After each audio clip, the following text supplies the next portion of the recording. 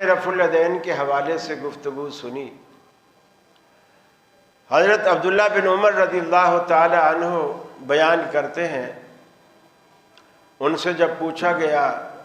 کہ رفع الیدین کیا ہے، انہوں نے کہا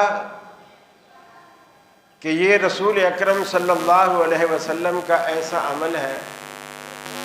جو نماز کے اعمال میں سے نماز کی یہ زینت، اسے انہوں نے نماز کی زینت قرار دیا، جسے خلاف سنت نماز پڑھنے والے